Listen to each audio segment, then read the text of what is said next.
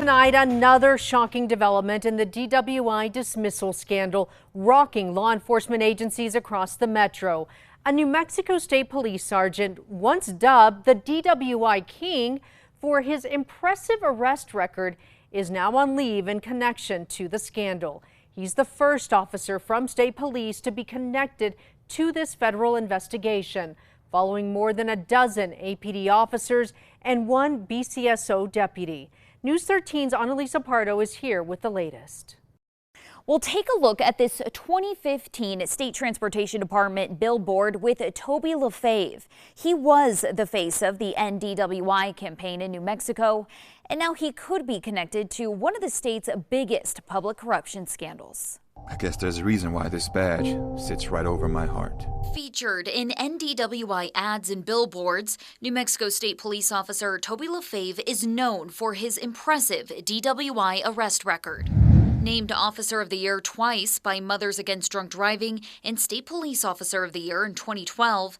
In 2017, News 13 caught up with LaFave after his 113th DWI arrest. It's very disheartening knowing that people continue to drink and drive, seeing all the commercials, seeing all the ads, seeing all the fatals, children in vehicles. But now LaFave is on leave in connection to the investigation into what the feds are calling the DWI Enterprise, where then Albuquerque defense attorney Thomas Clear III and paralegal Ricardo Rick Mendez conspired with police officers to miss hearings and get DWI cases dropped. The participating officers would then get money and gifts in return, and the accused drunk drivers would get to keep their licenses and escape conviction. Our News 13 team went through court records and found that since 2014, Clear was the defense attorney in 27 of LaFave's arrests, with 11, or 41% of them, getting dismissed. I believe that DWI is a very serious thing. I don't think it's a funny thing. Following the news, the Bernalillo County District Attorney added LaFave to the Giglio list, meaning he is not considered a credible witness in court. So far, the DA has dropped 230 cases involving officers implicated in the scheme.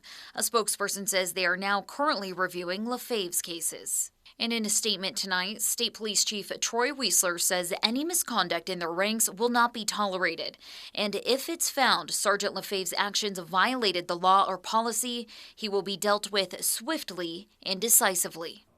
As for these billboards, NMDOT says officer participation is at discretion of New Mexico State Police and that LaFave is not in any current NDWI material. Back to you. All right. Thank you, Annalisa.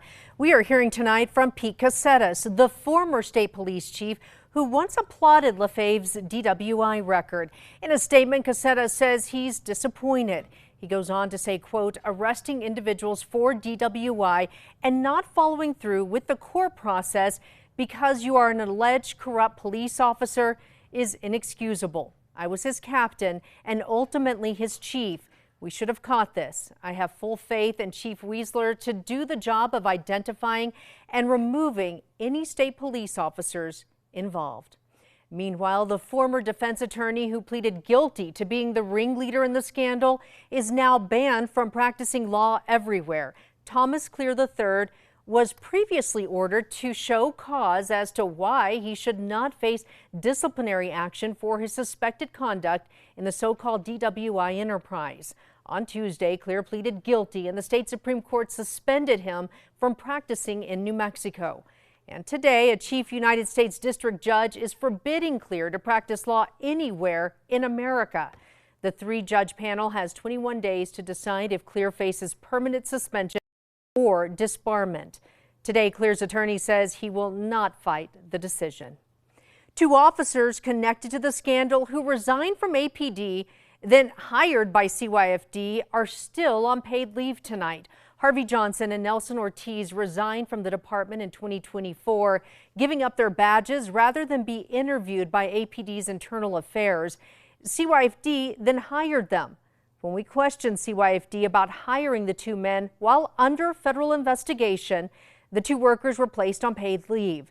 Now, 2 weeks later, the state confirms tonight they are still on paid leave.